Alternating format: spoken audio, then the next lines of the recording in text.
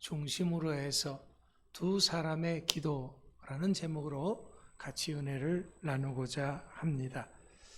자, 오늘 우리들이 이렇게 같은 시간에 같은 장소에서 예배를 드립니다.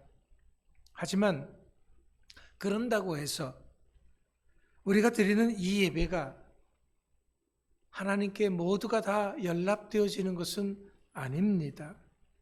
누구의 예배는 하나님께 연락될 수가 있고 또 누구의 예배는 하나님께 연락되지 않을 수도 있습니다.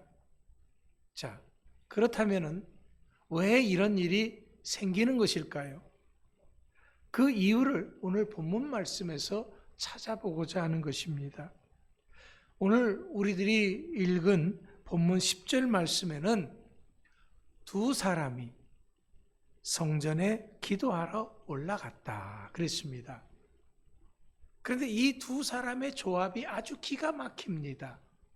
왜냐하면요, 한 사람은 바리새인이고 한 사람은 세리였습니다. 바리새인은 어떤 사람입니까?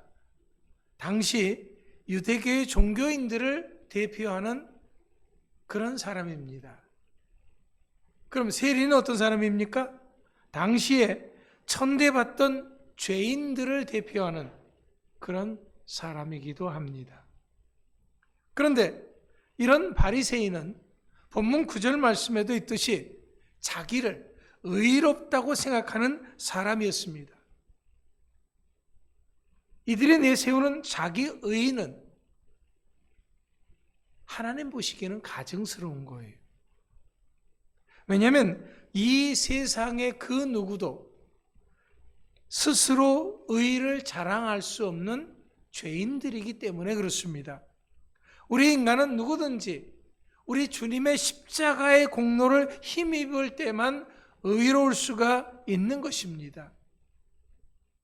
하지만 당시 대다수 이 바리새인들은 위선과 교만으로 무장한 채 종교적으로나 사회적으로 소외받았던 약자들을 무시하고 정죄하기를 서슴지 않았습니다.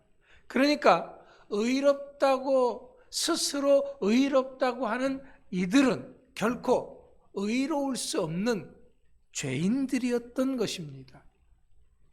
그러니까 자신이 의롭다고 생각하는 바리새인과 죄인인 세리는 전혀 함께 할 수 없는 그런 사람이었습니다. 그런데 이 둘이 함께 성전에 기도하러 올라갔다라고 하는 것이 참 대단한 비유죠. 본문 10절 말씀에 이들이 성전에 올라간 것은 놀러 간 것도 아니고 기도하러 간 거예요.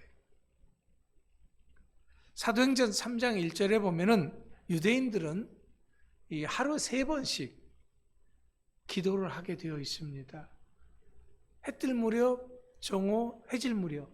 그런데 대부분이 9시, 12시, 3시 이렇게 정한 시간에 하루에 3번씩 기도를 합니다.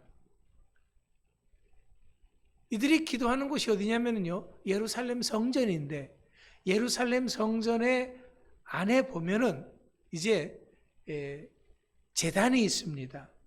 그 제단에 가장 가까운 곳이 유대인의 뜰이고요.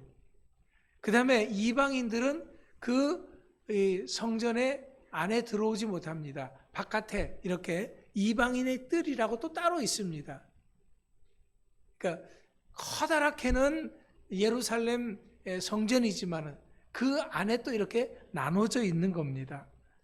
자, 그런데 이제 이 바리새인이 성전 안에 들어와서 기도를 했습니다.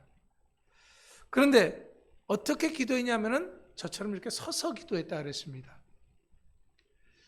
당시 유대인들은 성전에서 서서 기도했습니다. 그러니까 서서 기도하는 것은요, 그 자체가 잘못된 것은 없습니다. 그런데 여기서 이것을 말하는 것은 이 바리새인이 서서 기도하는 이것은요, 그저 습관적인 그런 기도에 불과했다라는 겁니다. 하루 밥 3끼 먹듯이 그냥 이렇게 성전에 올라가서 마음에서 우러나오는 기도가 아니라 그냥 기도했다라는 거죠. 그러니까 이 바리새인의 기도는 간절한 영혼의 기도가 아닌 것입니다. 형식적인 그런 기도에 불과했다라는 거예요. 자, 또 이들은요, 둘이서 같이 올라갔는데 멀리 떨어져서 기도했다 그랬어요. 사실 바리새인들이 자랑하는 이 바리새주의의 발단이라고 하는 것은 이교적인 헬레니즘 문화의 침투에 반대해서 자신들의 경건성을 유지하여 구별된 삶을 살아가 보자 하는 것에서 시작되어졌던 것입니다. 그렇기 때문에 이들이 구별하는 그 자체는 전혀 잘못된 것은 아닙니다. 하지만 본래의 그 선한 정신이 스스롭게 의로 여기는 배타적 독선주의에 빠졌던 것이 문제인 겁니다. 자기만 의롭고 다른 사람들은 다 나쁜 사람들이다 라고 생각하는 이것이 잘못되졌다라는 거죠. 왜냐면요, 이거는 이 바리새인이 드린 기도를 보면 아주 잘 나타나 있습니다. 바리새인의 기도는 어떻게 하고 있습니까? 먼저 보면은요, 이 바리새인은 토색, 불의, 간음하는 자들과 같지 않음을 감사했다 그랬어요.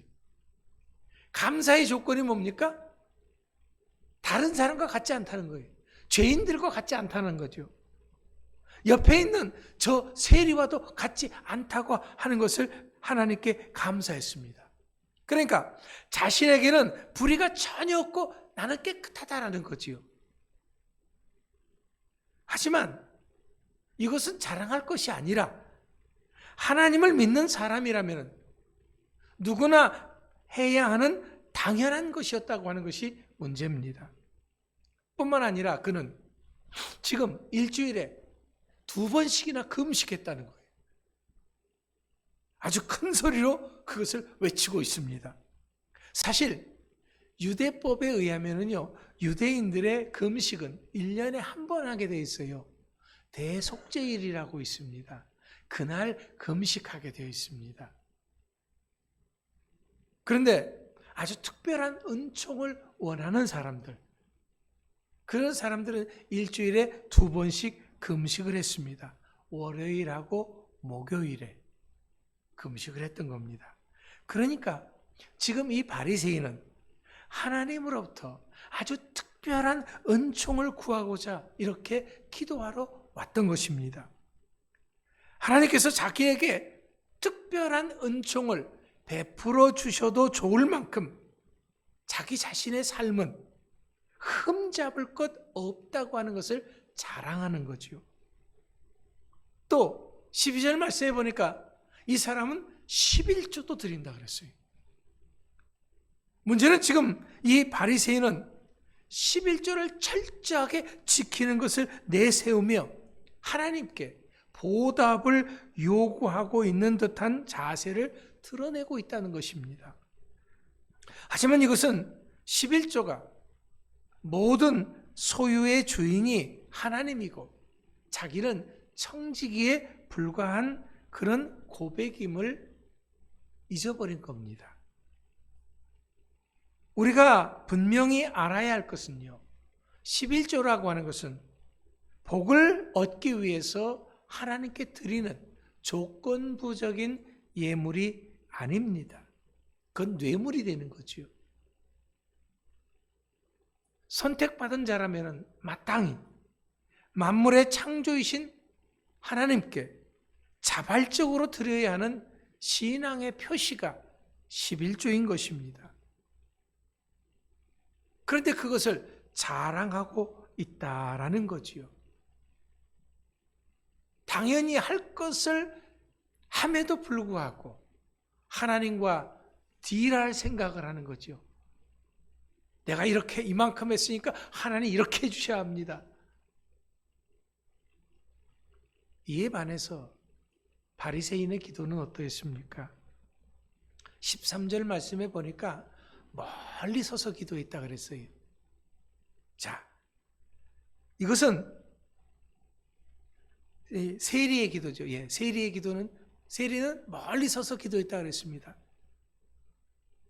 바리새인이 기도했던 유대인들의 뜰이 아니었습니다. 세리는 멀리 아마도 이방인의 뜰에서 기도했던 것 같습니다. 왜냐하면 세리는 당시 유대 사회에서 이방인과 같은 공공연한 죄인으로 취급받고 있었기 때문에 그렇습니다. 그래서 그는 지금 하늘을 우러러보지도 못하고 기도하고 있습니다. 유대인들의 기도 드리는 특징이 뭐냐 그러면요, 저처럼 이렇게 서서, 아까 이 바리새인은 서서 기도했다 그랬잖아요. 서서 하늘을 쳐다보면서 또 때로는 손을 들고 이렇게 기도하는 것이 유대인의 기도였습니다. 하늘을 쳐다보는 것은요, 정상적인 기도예요. 눈을 들어 산을 보라, 너의 도움이 어디서 오는가? 이스라엘 사람들은요, 항상 눈을 들어서 하늘을 쳐다보면서 하나님을 향해서 기도를 올렸던 것입니다. 그런데 이 세리는 하늘을 우러러 보지 못했다 그랬습니다. 그러니까 유대인들이 하는 정상적인 기도 자세조차도 취하지 못하고 있다는 거예요. 왜? 그는 자기 자신이 죄인 중에 죄인임을 자각하고 있었기 때문에 그렇습니다. 이런 그가 가슴을 치면서 기도했다 그랬습니다. 이 가슴을 치면서 기도했다고 하는 이 표현은요, 정확히 말하자면 죄의 근원지로서의 마음을 치는 깊은 참회와 애통을 나타내는 그런 말입니다. 이러한 표현은 그가 세리라고 하는 그 직업을 통해서 범해온 죄 많은 생활을 청산하겠다고 하는 아주 강한 의지가 담겨 있는 겁니다. 그동안 그는 다른 사람들로부터 착복한 금액이나 또 율법에 명시된 배상에까지 부과해서 갚겠다고 하는 굳은 결의가 그 속에는 포함되어 있다라는 겁니다. 그래서 가슴을 치면서 기도하는 거예요. 하나님, 내가 잘못했습니다. 내가 다른 사람들에게 착복한 것이 있다 그러면은 그거 다 갚겠습니다.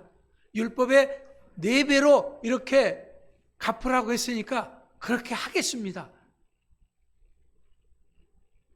이렇게 아주 하나님 앞에 자기의 죄를 청산하고 이제는 정말 죄인으로 손가락 받는 그런 죄인으로서가 아니라 하나님 앞에 바른 믿음의 사람으로 살아가기를 다짐하고 있었던 겁니다.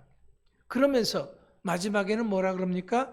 불쌍히 여기시옵소서 기도합니다. 이 불쌍히 여기시옵소서라고 하는 말은요, 하나님 진정하세요. 분노하지 마세요. 그렇기 때문에 불쌍히 여겨달라고 하는 이 말 속에는요, 하나님께 용서를 비는 동시에 자신이 마땅히 받아야 할 형벌이 무엇인지를 잘 알고 있는 세리의 모습이 역력히 드러나 있는 것입니다. 그런데 더 중요한 것이 뭐냐 그러면요, 이 세리는 자기를 가리켜서 많은 죄인 중에 한 사람입니다라고 말하지 않고 나는 죄인이로소이다 라고 고백을 하는 겁니다. 여기에는 하나님의 아주 관대한 처분만을 기다리는 이 세리의 간절한 태도가 여실히 드러나 있는 것입니다. 자, 이렇게 바리새인과 세리가 성전에 올라가서 기도했습니다. 그런데 하나님께서 그러면 누구의 기도를 들어주셨습니까? 세리의 기도였다라고 말하고 있습니다. 분명히 두 사람이 같은 장소에서 같은 시간에 이렇게 기도했습니다.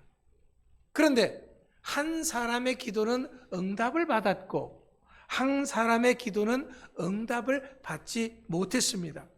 그렇다면 무엇이 이런 차이를 내게 한 것입니까? 그것은 자신의 삶에 대한 진솔한 통찰과 회개가 있느냐 없느냐 하는 것이었습니다. 바리새인은 하나님 앞에 기도하는데 자기 자랑만 했습니다. 자신을 스스로 의롭다고 생각을 했습니다. 옆에서 기도하는 세리와 비교하면서 자신의 우월감을 드러내는데 집중을 했습니다. 이런 바리새인은 이미 그가 받을 상을 다 받은 것입니다. 하지만 세리는 그렇지 않았습니다. 그는 제단 가까이 오지도 못했습니다. 하늘을 쳐다보지도 못했습니다. 스스로 죄인임을 인정하고 하나님 앞에 긍휼을 구했습니다. 이런 세리였기 때문에 하나님께서는 그에게 긍휼을 베푸셨던 것입니다. 그가 구한 것을 들어주신 것이죠. 왜냐하면 그렇게 기도할 때 응답 주시겠다고 약속하신 하나님이시기 때문에 그렇습니다. 창세기 4장 1절로부터 15절 말씀에도 보면은 가인과 아벨이 제사를 드리는 장면이 나옵니다. 두 형제가 같은 시간에 같은 장소에서 하나님께 제사를 드렸습니다. 한 사람 가인은 이제 그가 갖고 왔던 이 농산물을 가지고 예배를 드렸고, 한 사람 아벨은 그가 길렀던 양들을 통해서 하나님께 제사를 드렸습니다. 자, 자신들이 할 수 있는 최선의 예물을 드렸습니다. 그러니까 하나님 앞에 그들이 제사 드리는 데 있어서 제물이 잘못된 것은 아니었습니다. 그래서 하나님께서 한 사람의 제사는 받고 한 사람의 제사는 안 받고 한 것이 아니었다라는 거지요. 문제가 뭐였습니까? 이것을 드린 사람들의 삶이었습니다. 그들의 마음이었습니다. 왜냐하면 하나님께서 그것을 지적하셨기 때문에 그렇습니다. 자, 아벨의 제사는 연락되었고요. 가인의 제사는 연락되지 못했습니다. 그러니까 가인이 씩씩거리면서 얼굴이 울그락부르락 해졌던 거죠. 그때 하나님께서 창세기 4장 7절에 보니까 내가 선을 행하였으면 어찌 낯을 들지 못하느냐. 무슨 말입니까? 내가 삶 가운데서 선을 행하지 못했기 때문에 지금 너의 삶이 죄악투성이다 라는 그런 말입니다. 내가 죄를 다스리지 못하고 그 죄에 넘어가서 악을 일삼았던 그 모든 것들을 다 내가 알고 있다. 그런 말입니다. 그렇기 때문에 이런 사실을 모른 채 하고 회개함 없이 드린 너의 제사를 내가 어찌 받을 수 있겠느냐? 라고 하나님께서 말씀하시는 것입니다. 그렇습니다. 서두에서도 말씀드렸듯이 오늘 우리가 지금 같은 시간에 이렇게 같은 장소에서 예배를 드립니다. 하지만 하나님께서 우리가 드리는 이 예배를 다 기뻐 받으시지는 않는다라는 것입니다. 내가 하나님 앞에 헌금을 얼마나 드렸느냐가 문제가 아닙니다. 내가 얼마나 멋진 말로 하나님 앞에 기도를 드렸느냐 하는 것이 문제가 아닙니다. 내가 무슨 옷을 입고 예배를 드렸느냐가 문제가 아닙니다. 내가 어떤 마음과 어떤 삶의 자세를 가지고 살아왔느냐가 문제인 겁니다. 왜냐하면 오늘 우리가 드리는 이 주일 예배는 한 주간에 우리의 삶의 열매를 드리는 것이기 때문에 그렇습니다. 그렇기 때문에 이것을 하나님이 어떻게 생각하시느냐 하는 것은 우리의 몫이 아닌 것입니다. 지금 이 예배의 순간이 아름답고 성결하고 하나님께 연락되어지려고 한다 그러면 일주일간의 내 삶이 아름답고 성결하고 거짓이 없어야 됩니다. 죄악이 없어야 한다라는 거죠. 만약 일주일간의 내 삶을 돌아봤을 때 뭔가 성결하지 못하고 의롭지 못하고 거짓되고 죄악된 것이 있었다면 하나님 앞에 회개하면서 예배를 드려야 한다라는 겁니다. 우리가 주일날 드리는 이 예배는 일주일의 삶의 열매를 가지고 와서 하나님께 엎드려서 회개하면서 하나님의 긍휼에 호소해서 도우심을 구할 때 그 예배가 상달되어지는 줄 믿으시기 바랍니다. 사랑하는 성도 여러분, 두 사람이 기도하고 두 사람이 예배 드린 그 중에 하나님이 기뻐하시고 하나님이 연락하시는 예배가 있습니다. 하나님이 연락하시는 기도와 예배가 있는 것인데 세리의 기도와 아벨의 제사와 같은 예배입니다. 자, 그렇다면 오늘 우리가 드리는 기도와 예배는 어떻습니까? 우리가 하나님이 기뻐 받으시는, 하나님이 연락하시는 그런 기도와 예배를 드리고 있습니까? 지금 내가 드린 기도와 예배가 온전히 하나님께 연락되어지는 그런 기도와 예배가 될 수 있기를 주님의 이름으로 축원합니다. 기도하겠습니다. 하나님, 오늘 우리가 여기에 온 것은 하나님께 기도하고 하나님께 예배하러 왔습니다. 그런데 공연히 주님 마당만 밟는 그런 우리가 아니었는지요. 와서 하나님 앞에 하나님이 기뻐 받으시는 기도와 하나님이 연락하시는 예배를 드리는 우리들이었는지 우리 자신을 돌아봅니다. 주님,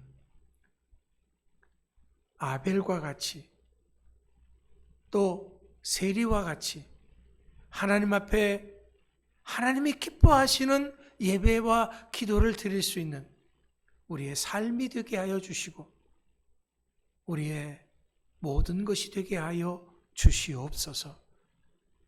이제부터 우리가 하나님 앞에 참된 기도와 예배를 통해서 하나님께 영광 돌리는 모두가 되게 하여 주시옵소서. 우리의 모든 것을 주님께 맡기고 감사드리며 예수님의 이름으로 기도하옵나이다. 아멘.